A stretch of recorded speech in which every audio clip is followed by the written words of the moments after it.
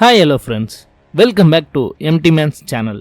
S, நம்ம யார் யார் ஸ்டோரியோ இன்ஸ்பிரேஷனுக்கும் அவங்க எப்படி லைஃப்பில் பல ஸ்ட்ரகிள்ஸ் தாண்டி முன்னேறி வந்திருக்காங்கன்னு பார்த்துருக்கோம். ஆனால் நம்ம ரியல் லைஃப்பில் நம்ம எல்லாருக்கும் முன்னால் ஒரு நடிகனாக இருந்து தலைவனாக மாறப்போகிற ஒருத்தரை பற்றி தான் இந்த வீடியோவில் பார்க்க போகிறோம். 1992 நாளைய தீர்ப்புன்னு அவரோட முதல் படம் வந்தப்ப அவர் அசிங்கப்படுத்தாத ஊடகமே கிடையாது. ஆனால் 2024 அவர் தான் நம்ம எல்லாரோட நாளைய தீர்ப்புன்னு எல்லா ஊடகமும் இப்போ எழுதிட்டு இருக்காங்க. அவர் வந்து நின்னா போதும், கோடான கோடி மக்கள் தியேட்டர் வாசல்லையும் ஷூட்டிங் ஏரியாலையும் வந்து கூடுறத நம்ம கண்ணால் பார்க்குறோம்.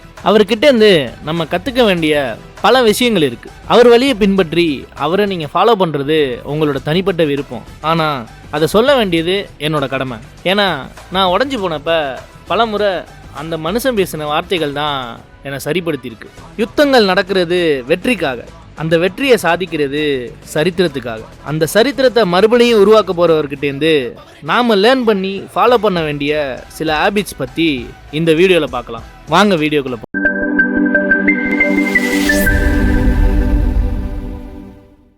முதலாவது, டெசிஷன் மேக்கிங்.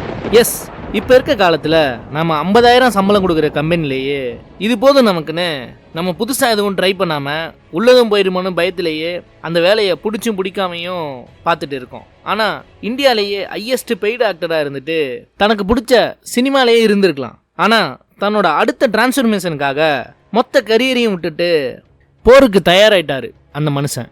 அவர்கிட்டேருந்து நம்ம என்ன முக்கியமாக கற்றுக்கணும்னா, எந்த ஒரு முடிவு எடுக்கிறதுக்கு முன்னாடியும் 1000 முறை யோசிக்கணும்.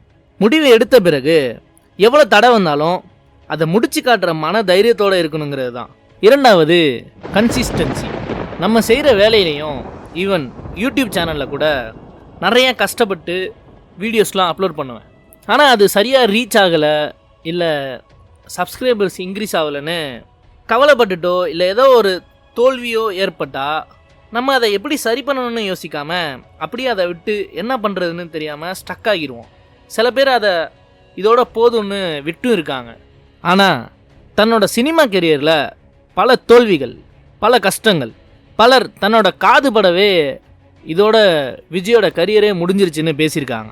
ஈவன் ஆசையாக ரிலீஸ் பண்ண 50வது மூவியும் ஃப்ளாப் ஆனதுக்கு அப்புறமும் தன்னோட மொத்த உழைப்பையும் போட்டு இன்றைக்கி எங்கே வந்து நிற்கிறாருன்னு நான் சொல்லி தெரியணும்னு இல்லை. ஸோ எப்போவும் எந்த ஒரு நேரத்துலையும் பிடிச்ச விஷயத்த செய்கிறத விட்டுறாதீங்க. அது உங்களை எப்பவும் கை விட்டுறாது. சில தோல்விகள் வரலாம், சில கஷ்டங்கள் வரலாம். ஆனால் அதுலேருந்து எழுந்து வர்றதும் அப்படியே வீழ்ந்து போகிறதும் உங்கள் கையில் தான் இருக்குது. மூன்றாவது, டைம் மேனேஜ்மெண்ட். உங்ககிட்ட நீங்களே இந்த கேள்வியை கேட்டு பாருங்கள். என்னைக்காச்சும் குறிப்பிட்ட நேரத்துக்கு முன்னாடியே ஏதாச்சும் ஒரு வேலையை செஞ்சுருக்கீங்களா? ஈவன் ஆஃபீஸ் போகிறதுலேருந்து காலையில் 10 மணி பஸ்ஸை பிடிக்கிற வரைக்கும் எல்லாமே லேட்டு தானே, கடைசி நேரத்தில் ஓடி போய் தானே அதை கம்ப்ளீட் பண்ணுவோம். ஆனால் ஆரம்பத்துலேருந்து இப்போ வரைக்கும் தன்னோட எல்லா ஷூட்டிங்க்கும் 2 hours பிஃபோராகவே மனுஷன் ரீச் ஆகி ஷூட்க்கு ப்ரிப்பேர் பண்ணிகிட்டு இருப்பார். ஸோ கண்டிப்பாக நாம் இந்த டைம் மேனேஜ்மெண்ட்டை ஃபாலோ பண்ணி தானே ஆகணும். நான்காவது, ஹெல்த் கான்சியஸ். நம்ம எல்லோரும் போன வாரம் கோட்டு படத்துக்கு போயிட்டு அங்கே தளபதி எப்படி டான்ஸ் ஆடுறாரு பாரு 50 வயசுலன்னு கெத்து காட்டிகிட்டு இருந்தோம்ல, அப்படியே திரும்பி நம்மளை பாருங்கள். நம்ம எப்படி இருக்கோம்? 25லேருந்து 30 வயசுக்குள்ளே நம்ம உடம்பு அந்த மாதிரி ஆட முடியுமா? ஸோ கான்சியஸாக உங்களோட உடம்பை சரி பண்ணுறதுக்கான என்ன வழியோ அதை மறக்காமல் ட்ரை பண்ணி வர நியூ இயருக்கு முன்னாடியோ இல்லை அடுத்த நியூ இயர் ரெசல்யூஷன் எடுத்து ஆரம்பித்து செயல்படுத்தி காட்டுங்க. ஐந்தாவது, கிராட்டிடியூட்.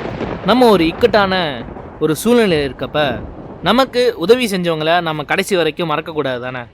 பட் இப்போ சில பேர் அப்படி இருக்கிறது இல்லை. ஏன்டா உதவி செஞ்சோங்கிற மாதிரி தான் அவங்கள கஷ்டப்படுத்துகிறோம்.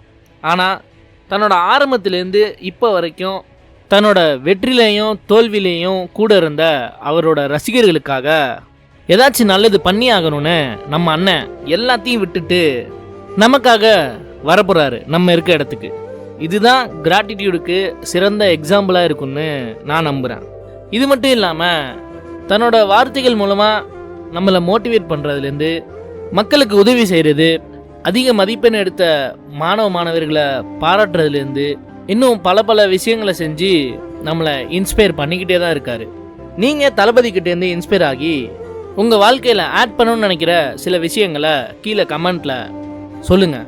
மறக்காமல் கூடவே அந்த சப்ஸ்கிரைப் பட்டனையும் அமுக்கி விட்ருங்க. ஏன்னா நிறைய பேர் சப்ஸ்கிரைப் பண்ணாமலே பார்த்துட்ருக்கீங்க. ஸோ அவர் வரட்டும், வழிமறித்து நிற்காம வழி கொடுத்து நில்லுங்க.